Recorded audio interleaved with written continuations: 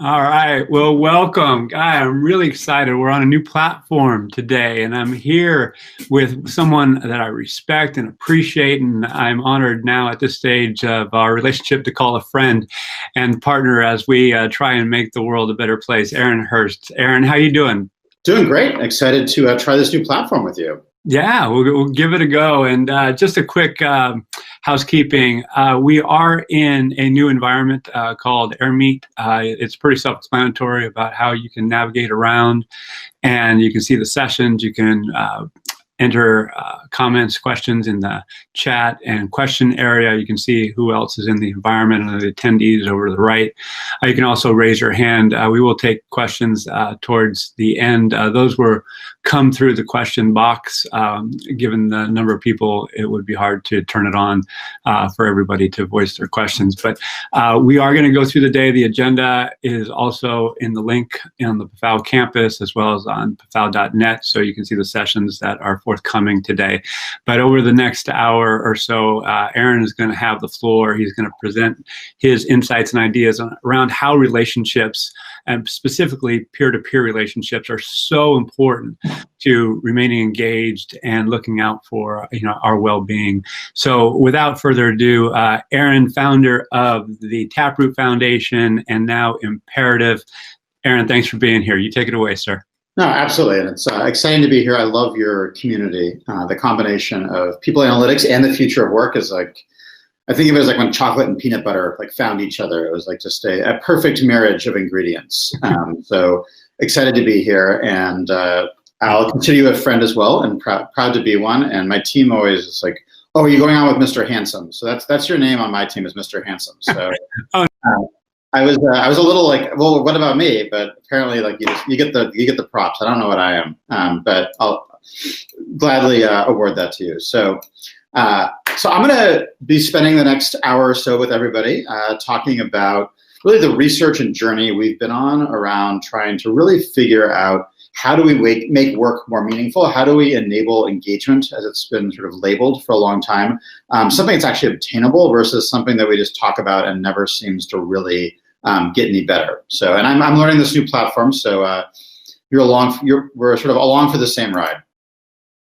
So my story and the story around this research really begins, as Al said, around my last organization, which was called the Taproot Foundation. It was a nonprofit organization that was really founded with this idea that nonprofits, NGOs, they need marketing, they need tech, they need HR, they need finance just like corporations do, but they're often priced out of the market. They're not able to afford them. And what I realized was that there was this pent-up demand for purpose in the workplace, that people wanted to be able to give back. People wanted to do more than just volunteer in a traditional way, and created a movement around doing pro bono work outside the legal profession. And we got funding initially from Bill Draper, sort of the godfather of venture capital, scaled to 7 cities, worked with the White House to build a national campaign with CEOs around this. We were then able to work with BMW, take this all the way around the world to 30 different countries, from China to Costa Rica. And it was just this incredible journey of seeing people at their best, fulfilled in their pro bono work, making a difference, seeing what they were capable of, bringing sort of dignity to work. But what I saw as we looked at the marketing for this was that the number one reason people said they did pro bono work was because their work itself wasn't fulfilling, that they weren't getting this need for purpose and meaning from their work. And they were having to basically take a supplement. They're having to have a vitamin, if you will, to address this inadequacy of their work. And it really struck me that the challenge before me was not how do we make pro bono work more accessible? How do we help people do stuff outside of work? It was how can we actually figure out what to do about the state of what we spend the majority of our time doing, which is not volunteering.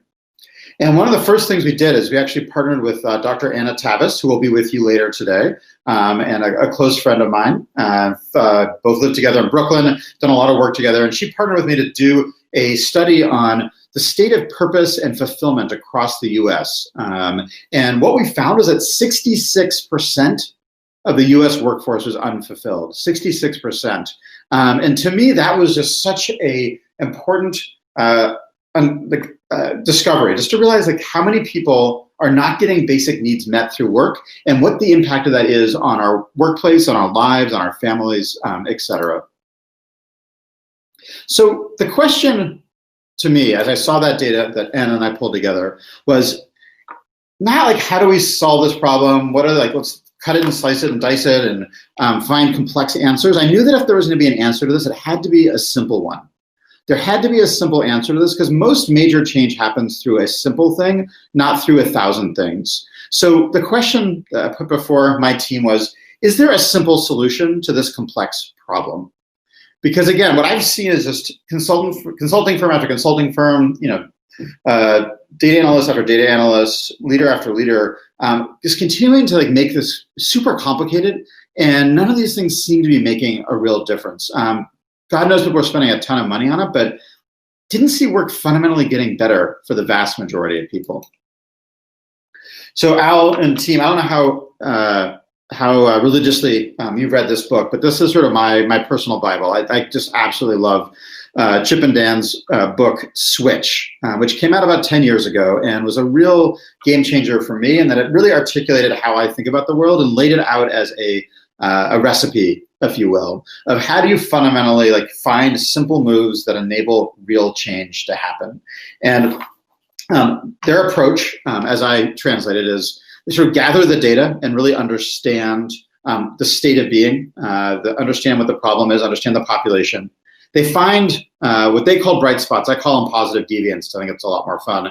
Are people who are basically having better results than everyone else. So even in a bad situation like the workplace, where 2/3 of people are unfulfilled, that still means 1/3 of people are fulfilled. So who are those people? What do they look like? How are they different from the rest of the population? And then let's define what it is, the 1 or 2 things they do that's different than everyone else, and figure out how to propagate those behaviors.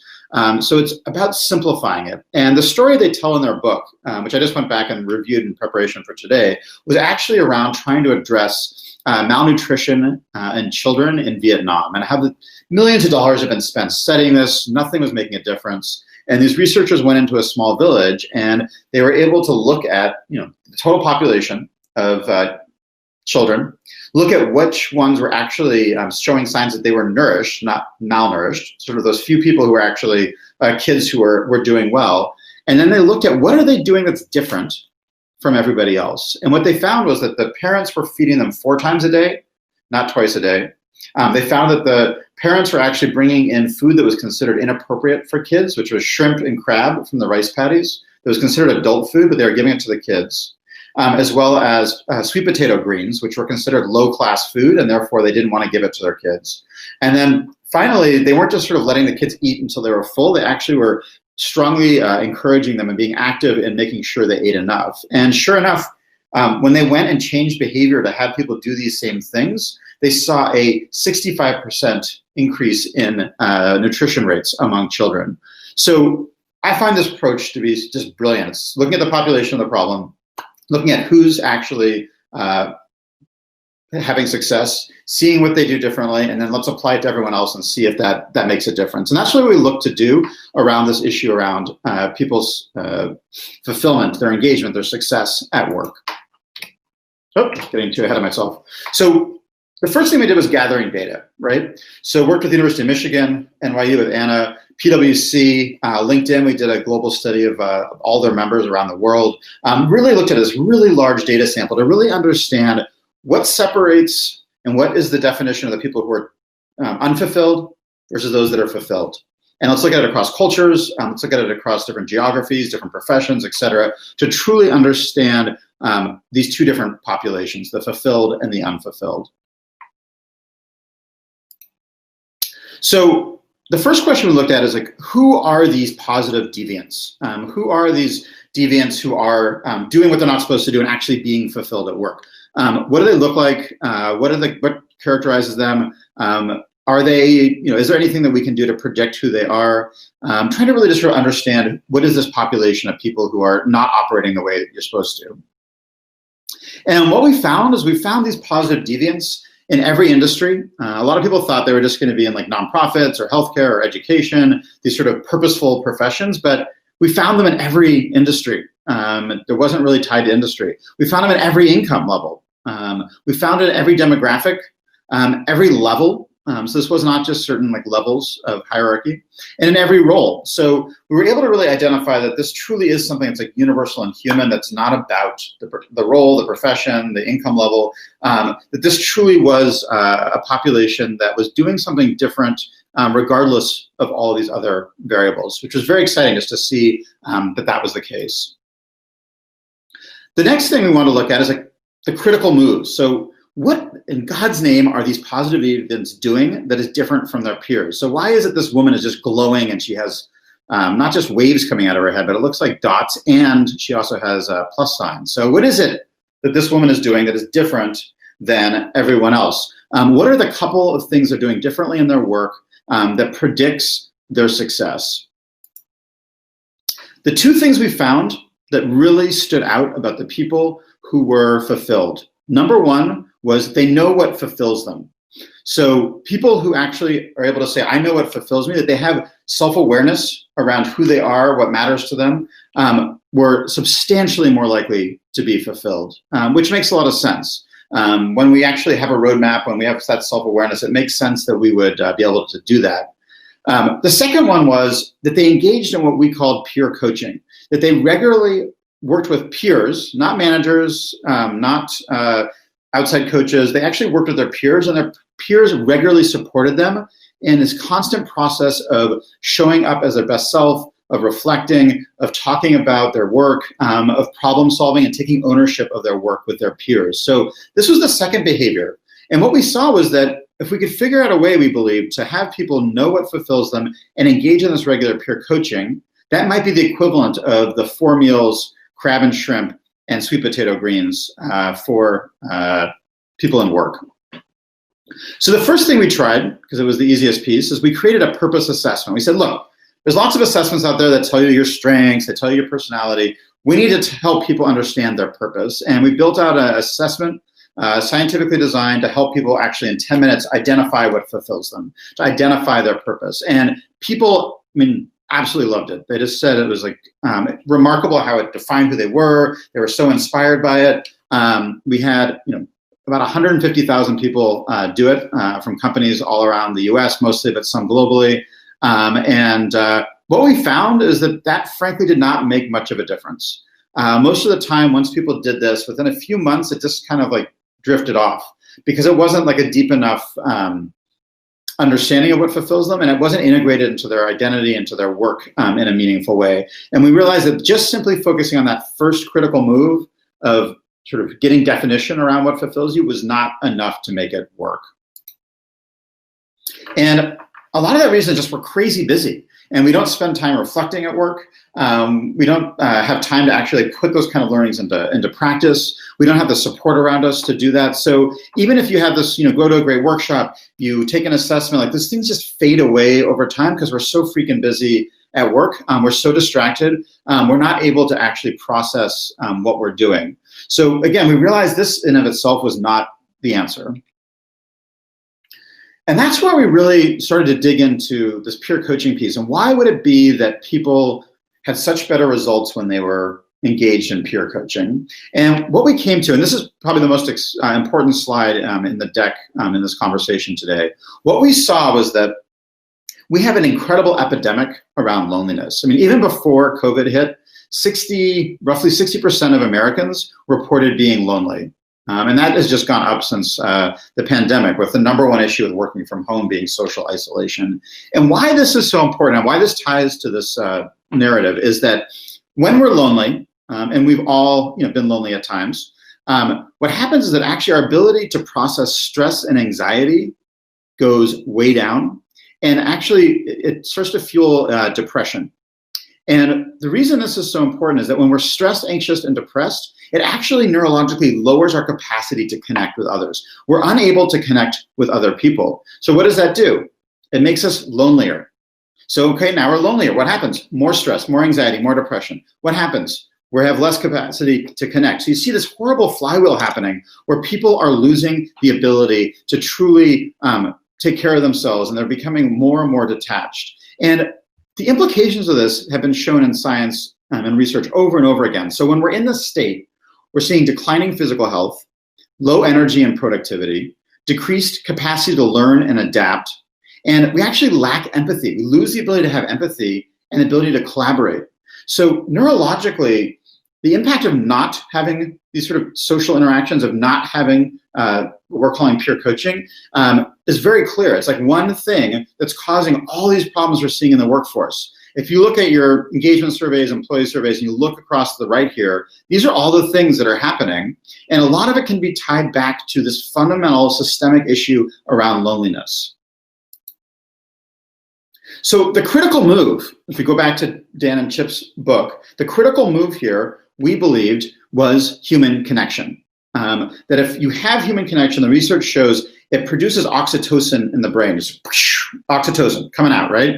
This is the same thing that happens when nursing a child, same thing that happens during sex. This is a very powerful drug. And when we have that release, it actually makes it easier to connect with people. So then we have more human connection, more oxytocin, easier to connect, human connection. You see the flywheel starting to go in our favor instead of against it. The key, though, to have these types of interactions be able to be effective, though, is that they need to be human connections that are positive, consistent, and vulnerable. There's a great book that just came out called The Business of Relationships, which talks about this. Great book if you haven't seen it already, by Shasta Nelson, but talks about these are the three things we need to have human connection that actually produces this outcome. But again, the research shows when this is happening, all the data, all the things we measure in the workplace start to flip just through this one critical move. It's not about 1,000 things, one critical move. Sorry, two fingers up, one finger. One critical move. Improved physical health, improved energy, productivity, increased capacity to learn and adapt, empathy, ability to collaborate. Like, these are the things every CEO is asking for, and we're trying 1,000 things, but it's this one critical move that appears to be, based on the research, the thing that matters the most. So with that understanding, late last year, we went out and we raised venture capital because we finally had figured out what we thought was the critical move, the thing that can change work and the lives of everyone in the workplace in a dramatic way, in a simple way that can scale. And we raised money and we started to try this with a few alpha clients, some early adopters who were willing to try this. And after raising the money, being able to build out more of our technology to enable this peer coaching at scale, we brought on beta clients over the spring and summer and had them do peer coaching with employees at their companies. And then we did over 100 hours of interviews. So not only were we doing data analysis, we were doing qualitative interviews to really understand what was going on. Was this working? Was all this sort of abstract research actually true when you applied it? Similar to, again, what Dan and Chip talked about with the Vietnam Village. Were we seeing that when you actually proactively tried to do it, did it make a difference?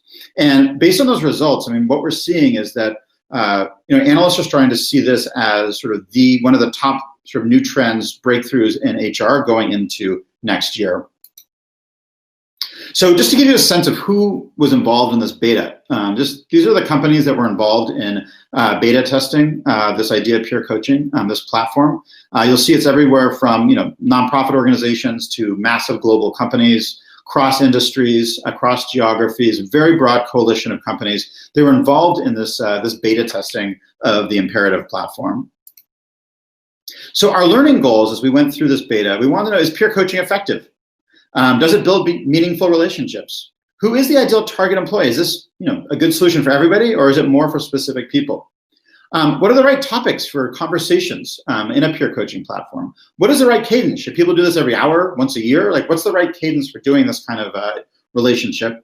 What's the core value to HR executives of this? What is the core value to employees? And what value could Imperative provide as a platform to enable this work? So before I go into the findings, I wanted to share what the people in the beta actually experienced. So they were on our peer coaching platform, which is a video-based peer coaching platform where two people are matched and they have a conversation for an hour. And we are providing them with the questions, follow-up questions, and insights about each other that enable the two people to have a really sort of hopefully meaningful conversation that's really guided by experts in behavioral science and coaching, so that they're able to really hopefully have an effective coaching conversation, an effective, positive, consistent, vulnerable conversation without any training necessary to go into it. That was our sort of design principle around it. And the whole model was based on agile learning, which is that people would reflect So you and I spend time talking to each other, reflecting, asking each other questions, taking notes for each other. At the end, I would ask you, what's one thing you're going to do as a result of our conversation? And you'd tell me what you're going to do. I'd type that in for you. You would then go and try that, just like I would try the one I said. And then afterwards, we would come back together and I'd ask you, did you do it? And was it effective? Did it increase your fulfillment? Did it make you more fulfilled? Did it have other impacts on your work? And then we go back to reflect. So maybe it didn't work. So like, why? Let's talk about it. Maybe it did work. How do we do more of it? How do we build off of that? So it's this continuous process of adaptation that we sort of built into the system based, again, on how behavioral research. So what is peer coaching? So we asked people, like, how would you describe what you did? Just to anchor this. So I'll give you a second just to look at this and sort of see what pops out to you. But core ideas here, peer coaching brings two people together to ask each other questions, engage in conversation that can lead to powerful self-reflection and coaching of another person and inspire them to take ownership of the things they want to achieve. Or over here, it's learning through storytelling, right? I like this one. It's a combination of something that's interactive and structured, not like going to get coffee with your buddy. And I think that's what a lot of companies have been trying to do, is solve for this loneliness epidemic with things that are proxies for coffee. But to have that positive, vulnerable, consistent relationship requires more than that. So that's what peer coaching is. So let's go into the findings. Finding number one. So after doing all that work with all those companies over the spring and summer, here's what we found.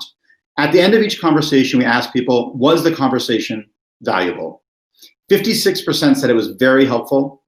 24% said it was helpful. And 16% said they had a breakthrough in that conversation, like a real breakthrough in their thinking in how they were seeing the world, about prioritizing, something that was like a breakthrough for them.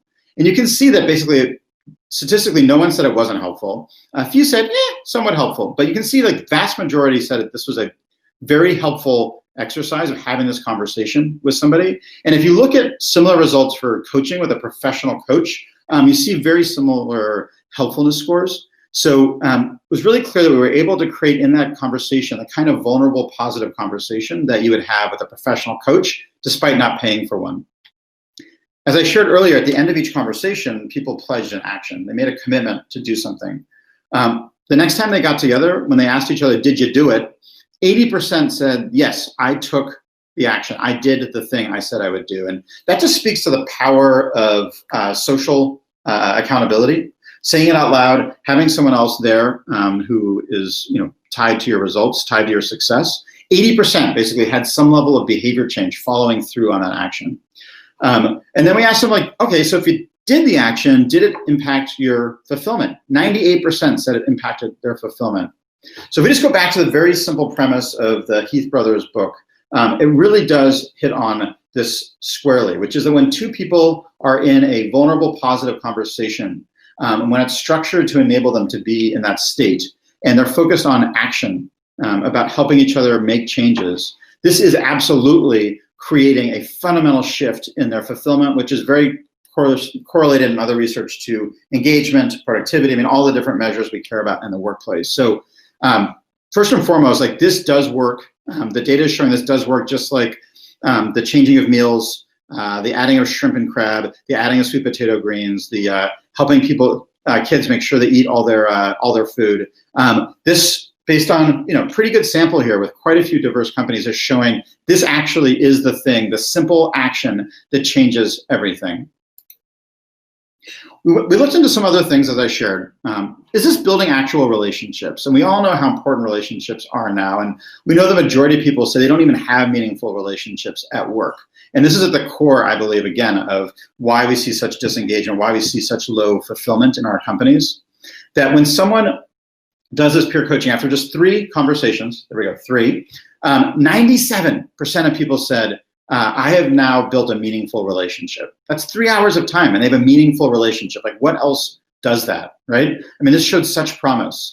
And as this quote says here, it surprised me how quickly you can get to know somebody. We can actually dig in deeply when we have the right scientifically designed process. And what people are saying is their peer coach is someone who cares about them.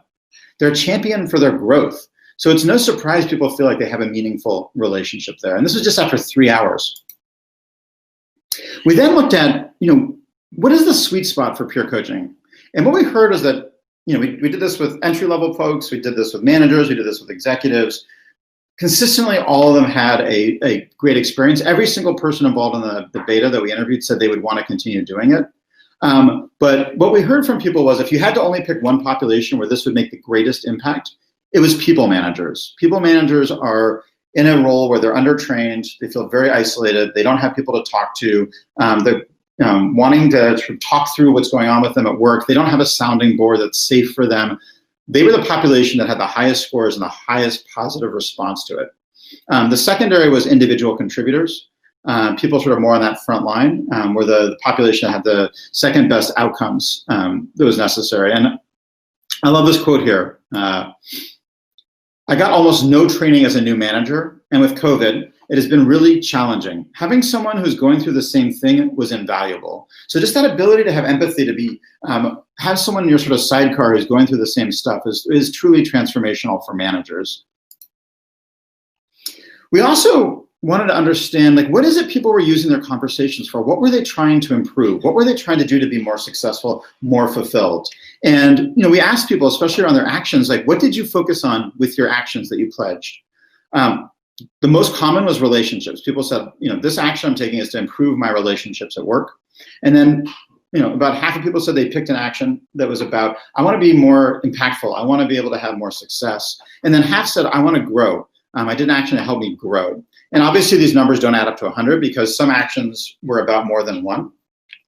And this was a quote from a CHRO who was involved from a biomedical company. And I love what she said here. We can't design programs to meet the needs of every manager. I'm sure you can all relate to that. Like, we can't do it for every manager or anticipate what they need at a specific time, right? So even if I told you right now, I really have a problem with this, I want to talk about it with you tomorrow.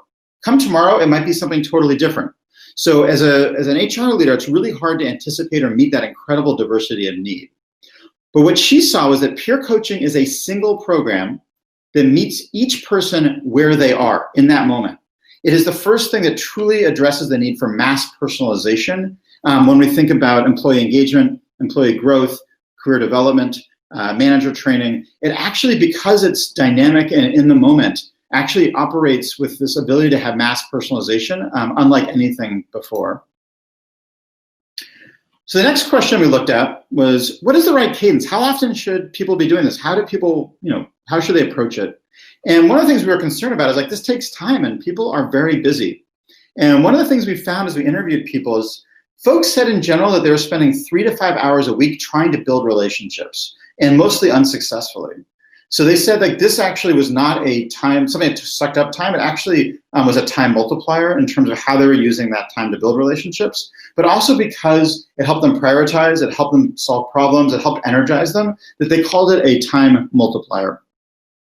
What we found as we talked to people and looked at the data was that the right cadence was as follows. 1 hour conversations. They felt like this is not something you can do in 5 minutes. This is not like social media. Several said this is like the anti-Slack, anti-Facebook. This is actually something that's about deeper, true interaction, and it requires time. The action pledge was critical to making it effective. That while some wanted it every week, some people wanted it like less frequently, what we found was sort of the Goldilocks just right was about every 2 weeks to have one of these types of conversations. That they said they wanted to have roughly 5 conversations with each partner. They wanted to have an introductory conversation to get to know each other. They wanted 3 real deep dive hard work sessions. And then they wanted one to synthesize and close that chapter. And they said that they would roughly like a new partner every quarter. So every quarter having a new partner. So over the course of a year, you would have 4 partners and you get to know 4 people in the organization that you probably otherwise would not interact with. So that's really how we've designed the platform since completing the research. It's 1 hour online guided, meaningful, peer conversation. There's 4 questions, which basically takes that hour when you include the action in it that they're asking back and forth. There's 5 sessions. Pairs meet for 5 conversations every 2 weeks. They have one of them. And then over the course of the year, you'd have 4 different partners, 4 people in your organization that are peers that you would get to know better, that may not look like you, maybe in a totally different function, but that you build this kind of positive, vulnerable, consistent relationship with. So moving towards the end here, we then asked, what is it when we interviewed CHROs and heads of learning, senior HR execs in these companies, where did they see the value when they tried peer coaching? And This is what they shared, and this quote on the right really captures it well. "I'm tired of managers coming to me with every problem.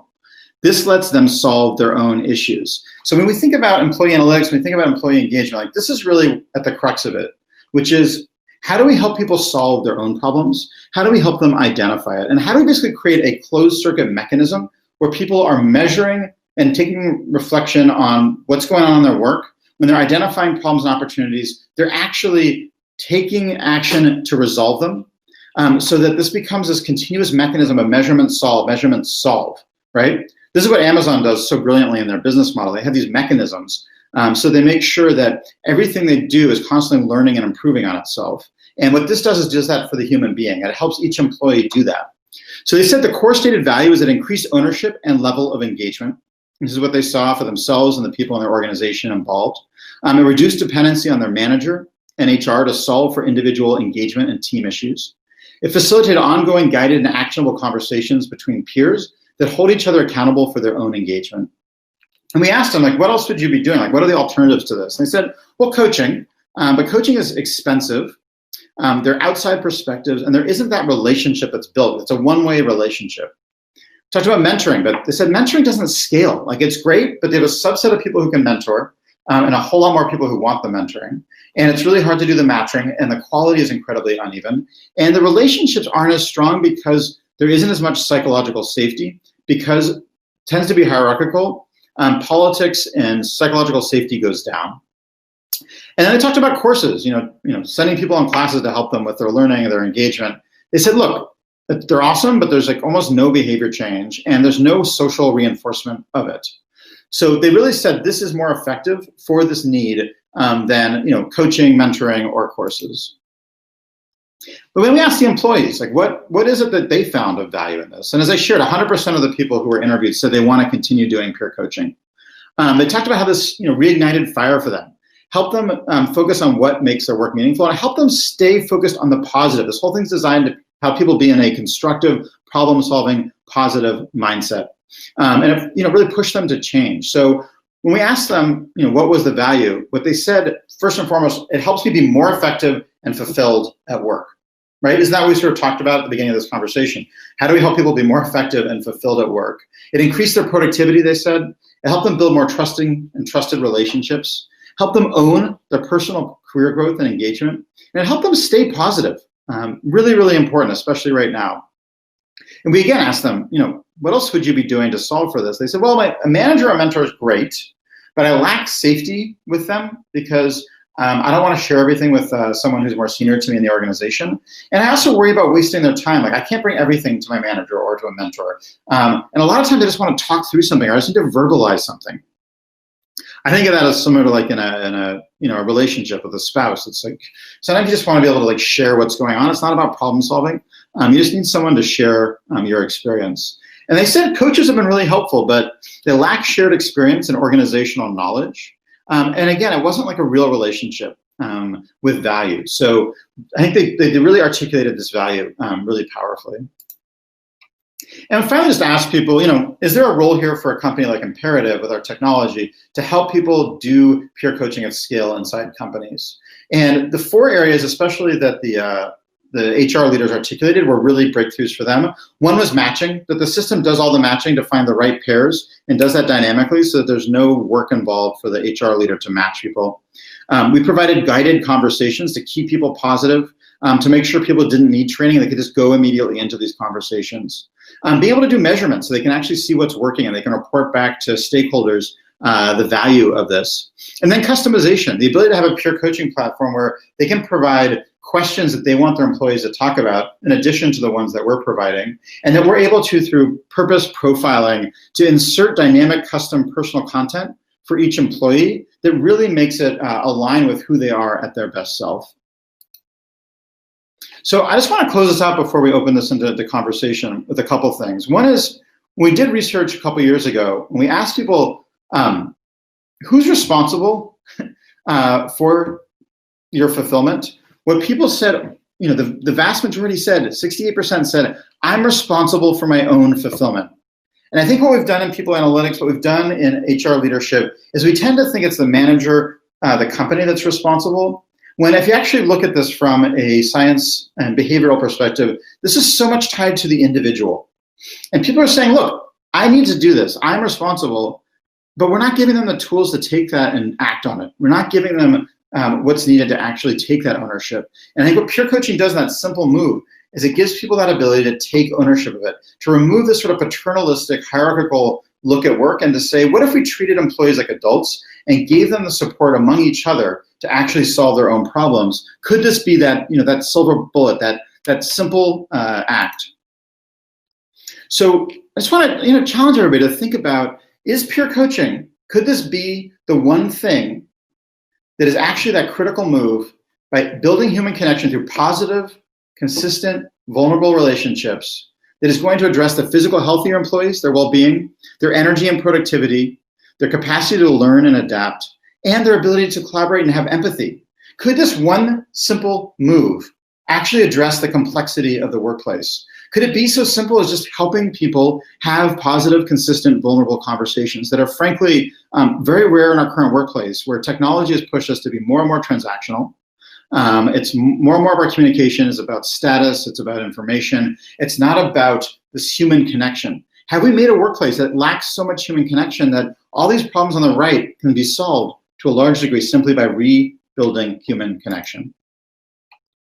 If any of you are interested in learning more about sort of what this looks like, my colleague Carrie Murphy, who's the HR director for global manufacturing at Boston Scientific, is going to be doing a webinar with me on December 8th. And we're going to be talking about what she's seen by deploying peer coaching at Boston Scientific as she's tried to figure out, how do I scale inclusion across the business through manager-to-manager coaching? So how can we actually scale inclusion in the workplace using this model?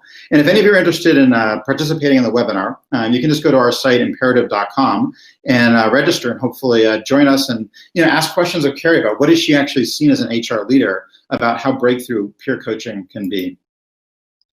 Wanted to give you my contact information, just aaron@imperative.com, if you're interested in further conversation after that. But what I really want to do is just open this up to questions and conversation, Al. And with it, I'm going to stop the share and let's just focus on our beautiful mugs. All right, we'll give it a go. Aaron, I just first off, bam. Oh, look at that. I knew it. I knew it. Just like that. I just so good, right? Got a new copy because I have a habit, and I'm not going to call it a nasty habit, of giving books away. But I got a new copy because I referenced it when talking to our son. And so this is going to land with a question, because he is in the second year at UC San Diego. However, he's in the other room over here.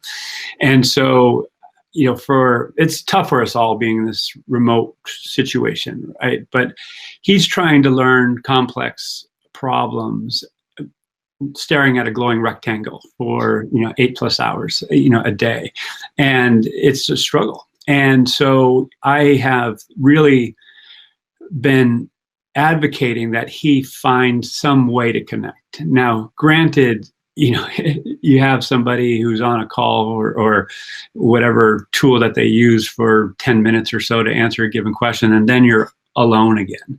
And you're certainly not in a coffee shop. You're certainly not, having a study group and all that. So we're lacking this connection. So I'm biased to what you're bringing to the world because I see the value of connection. I see the absence of connection, not only with our son, but what's going on, frankly, with me in this room and, trying to, bring energy and make things happen. So the plant behind you is not doing the trick. No, trying.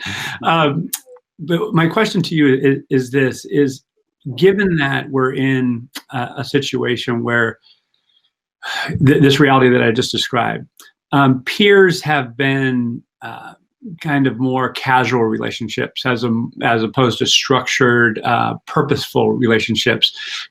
So can you speak to the need to kind of reframe, if you will, or maybe nudge or nuance the relationships that we have to make it a priority to really not only share what's going on with you, but also be a resource to others, so it's a true exchange of ideas?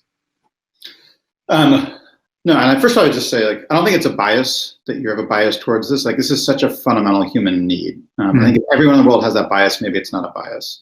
Yeah. So just want to make sure you frame it that way. I think what's happened in the workplace is that we've gotten this idea of efficiency, and that efficiency is king. Like, it sort of really started with Henry Ford and the assembly line, and sort of just moving to like take air out of the room to make sure everything's just super condensed. And in that, we sort of stigmatize the idea of a conversation that's just about like, how are you doing, what's going on at work, what challenges are you facing, being able to do that.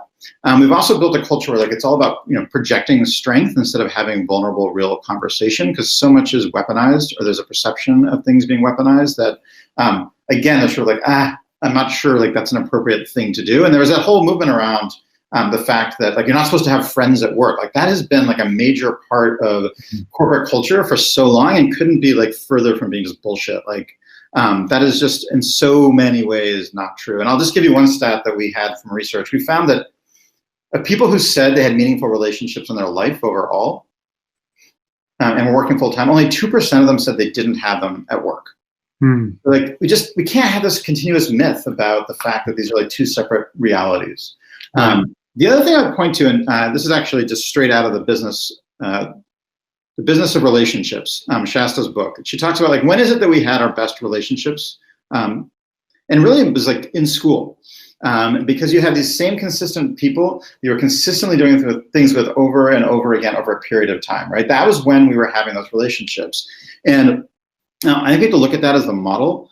And if you look at the interactions we had with classmates, they were peers.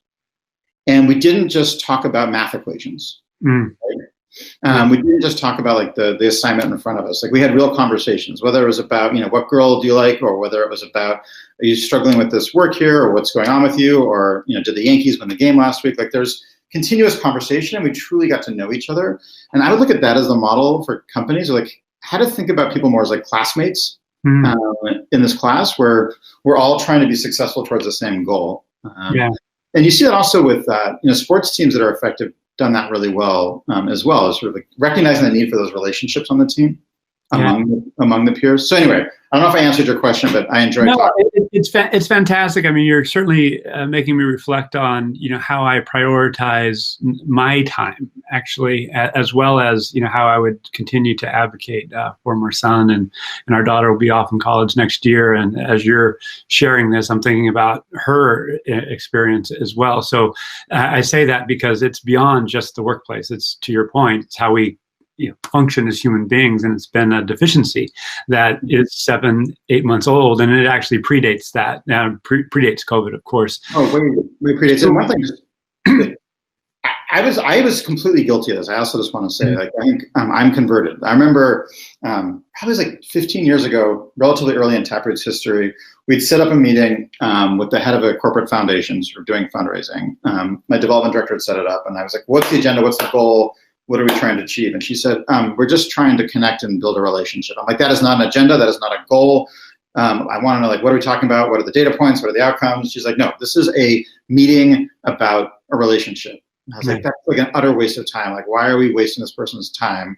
And it turned out to be a fantastic meeting, and it like completely like made me realize how much of an idiot I had been about this. I just want to say, like, I'm not preaching based on the fact that this is intuitive to me. Like, this actually has been a journey for me, because I had been taught all those things along the way that I had to sort of unlearn. Well, here we are in this remote work reality, and we don't see a finish line, although there's good news around a vaccine, but even who knows how long it's going to take before that's propagated throughout not only the United States but throughout the world. So with that in mind, there's so much effort being put into, quote unquote, figuring out a remote work strategy, a return to workplace strategy. Why do you believe, and you've said this before, but why should this be a priority? It's just the case that, or actually, let me reframe that question. How can or should this, in your view, be elevated and to something, okay, we're going to do this? Because so many are, okay, it's going to be getting an ergonomic consultant. It's going to be having more boundaries on meetings. There's all these like little nudges or initiatives that are in place. The idea of connecting peers, is not something that people wake up and say, okay, I'm going to do that. So why or how do you believe this should be elevated in terms of priority? What's the case for it? There's no way to meet the needs of everyone working from home with all their sort of specific needs. Yeah. People have to solve their own problems. Like, we have to start with that premise, and you need to be there to empower them. And it's not about just like this giant flood of resources. It's about giving them space to actually reflect on what they need, how things are going, and adjust in real time. Because what we're dealing with is not just work from home and a pandemic, it's about continuous change. So any solution that's like tied to a current state, by definition, is also going to be obsolete pretty quickly. So it's about building that ability more broadly. And I go back to my dad when he was doing his PhD. He did his PhD in basically organizational development at Michigan. And I was in high school at the time. And he had a Post-it note right next to his computer. It was not a laptop. It was one of these big beasts. And it just was the cliche acronym KISS. Keep it simple, stupid. He had a tendency to just overthink everything when he was working on his dissertation. And I think that's sort of the general challenge of what we're doing overall in the workplace right now, is like we're overcomplicating this in a big way. We go to like keep it simple, stupid, and just talk about like, well, what would your kid need right now? Relationships, supportive relationships with their classmates, right? What is it we need as human beings? We need relationships, we need connection, we need to solve our own problems. So I would just have people take a deep breath, take a step back, and just realize like if we do this one simple thing, it has a cascading effect of everything else. So stop trying to sort of address the symptoms. Let's address the root, and the root will address the symptoms. And yet what I see is like 90% of companies are focused on symptom management. That does not fundamentally work. It's great for consultants. It's great for different, content providers, because they're selling symptom solutions to everything. But like, what if we actually go to the root, which is this need for reflection and relationships and support? We're going to see those symptoms just go away. Yeah. Gosh, I am so, I'm jumping up and down inside here, because I have seen organizations, to your earlier point, suppress the idea that we should connect on a human level. It's like the water cooler conversations where it's happened is very kind of transactional. It's, you almost feel guilty that you're spending too much time there. If you spend a little extra time at lunch, oh, damn, I'm late for a meeting. So it's been so constrained. And what I'm hearing you advocating is that here we are in this remote work reality. We can be connected, be more supported. And even when we go back to the workplace, these will perpetuate, we'll be in a better standing. And so this is, in other words, not just a remote work solution. This is a way to transform the way we work as individuals and as organizations. Is that right? Yeah. No, and it's adaptive, right? Yeah.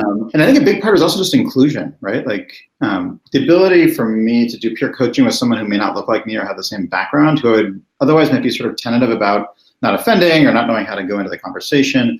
When we're giving them prompts to talk to each other, it breaks all that down, and suddenly you've got a best friend who you never would have talked to before, right? Yeah. So we can take people into unconscious bias classes, like all this stuff, which are helpful to a point, or we can like really invest as well in just having people build relationships with people that they wouldn't normally, right? Yeah. And when you look at like a lot of homophobia, for example, generally it's people who've never knowingly like had a relationship with someone who is gay, for example. Or a lot of racism is people who haven't actually had meaningful relationships with people that are different. If we force them to build those relationships, it suddenly humanizes people, and you can't be as judgmental. You can't have all the stereotypes, because it's actually humanizing, right? Yeah. So as I look at it, Alex, if you could have someone in 2 hours a month be able to increase their health, increase their productivity, increase their empathy and ability to have like an inclusive workplace, to be able to be adaptable and to like suddenly have a growth mindset and learn, it just takes 2 hours a month. Like, why in God's name wouldn't you do that? You're right. Yeah, it's a pretty damn good return on investment right there. Yeah.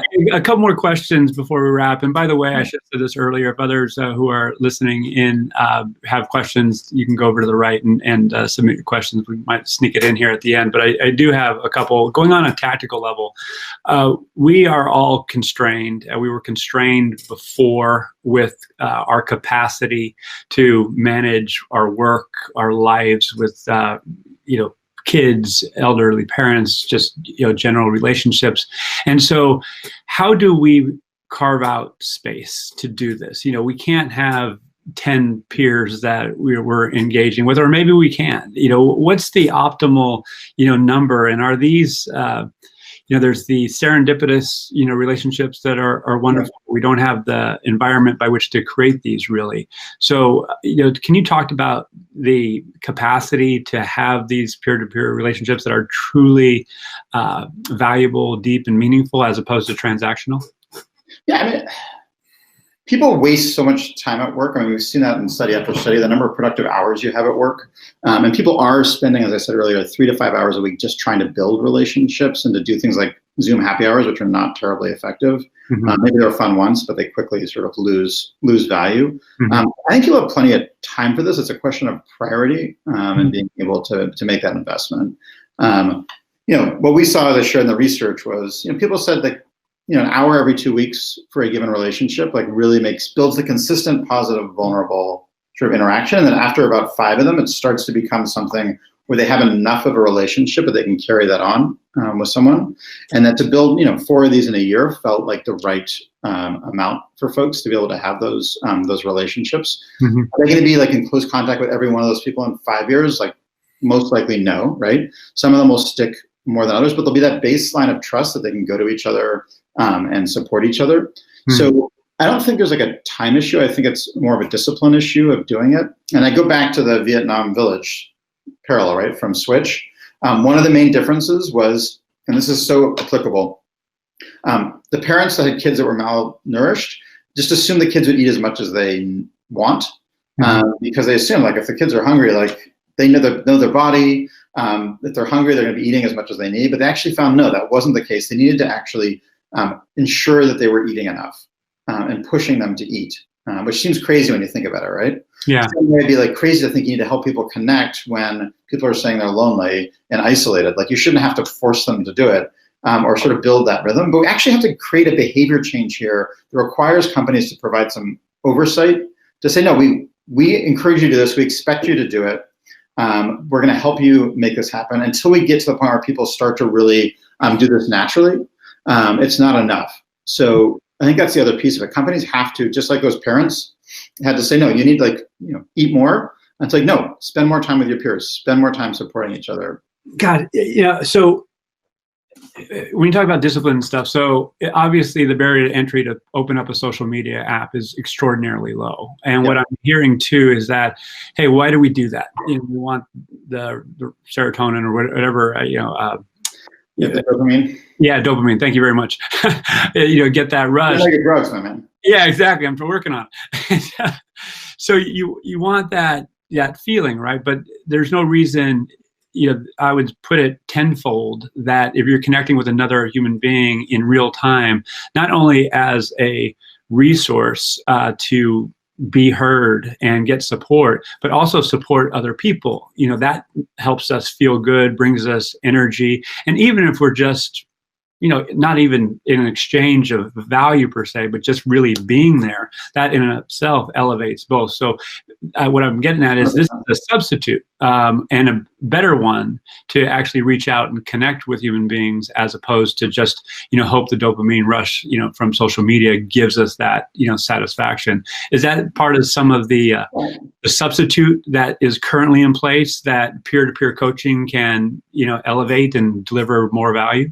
Yeah, I mean, social media, I watch it with my kids. I'm sure you do with your kids. In general, like it's not healthy time, the vast majority of it. It's not building relationship. It's not building the skill to communicate. It's leaving a lot of people feeling isolated and judged in the world. So I see this as like a much more productive use of an hour than, reading and liking a bunch of stuff on LinkedIn or on Facebook or sort of even Slack, like making that investment in yourself to be able to have true, authentic relationships, just the ROI of that as a human being. When you leave an hour, like Al, when you're on LinkedIn for an hour, right? Reading stuff, liking stuff, writing comments. I've never found I've left that hour more energized than when I started. I can't remember a time social media actually energized me, right? Yep. It's usually anxiety, like did enough people like it, the comments, or just like this drone. Every time I've done a peer coaching conversation, like just crazy wave of energy. And like, I feel like I could work another 10 hours after it because when we're able to be vulnerable, like it's amazing what that oxytocin release does in terms of pulling us forward. It's fundamentally not energizing to do social media. It drains us, and it's basically draining us at the profit of the companies that are doing it. Like it truly is sucking a resource out of us, energy. Pure coaching puts energy back into us, and energy, the energy project was a great example. I mean, that research, like the importance of energy, and this is at the core of that. Yeah, guys, I'm sold. I'm sold. Right. Also, since we're talking about books, I don't know if you know, I have this one behind me here, which I highly recommend. You should give this a read as well. Fantastic piece of all purple books I find are worth reading. So absolutely, well done on the on everything. Actually, congratulations to what you're doing, to your team. How can people learn more about you and Imperative? Yeah, imperative.com. We've got research up there. If people are interested in having us come in and do a small demo with your team, happy to set that up for you. This is an opportunity for us to not just address COVID or the pandemic. This is a chance to turn our society around. And I just looked to the election that just happened. We need to come together. We need to stop seeing each other as the enemy. We need to start finding commonality. And that's not going to be done over social media. That's for damn sure. It's going to happen through pure, meaningful, vulnerable conversations. So I don't only see this as the future of corporate, future of work. This is the key to making sure we repair the world and we bring ourselves forward together. So everyone needs you to be part of this. We need to make this change. It is an imperative. Imperative for sure. Hey, Aaron, again, thank you. My phone's blowing up here with all these likes for what you're doing, speaking of social media. So yeah, absolutely. Congratulations again to what you're doing. I believe it's important work from a humanistic perspective. And it's implied that there's business value as well, with greater energy, greater connection, and so forth. So again, thank you for being here and sharing, and look forward to talking. Again, friend. All right. You be well. Cheers. Cheers.